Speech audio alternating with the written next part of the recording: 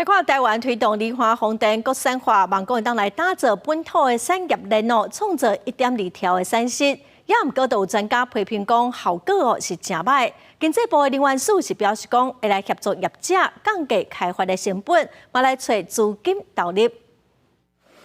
台湾积极推动绿色能源，台电国开9千亿买离化风电，不过经济产值还未享受到，所传出10个风场当中有9个进度拢延前。台湾的离岸风电进度延迟，这是受到疫情的影响，会监督经济部依合约来要求业者如期完工，来强化我国的电力供应。在风力发电黑洞式的这样投资，收到的绿电的那个能量又不够的话，是否政府在这能源政策要重新再考量一下？盘点离化第一阶段，遴选的西部海峡10个风场，只有稳定日期有达到标准。大中华东南风场甲大中华西南风场达成率是80%，中风1期甲2期达成率70%，海峡1期达成率上低只有2成。后明7月底各总告 WTO 及台湾推动离化风电国产化违反 WTO 规定，爱台湾伫60天之内提出解决的方案。经济部部长郭志辉是回应，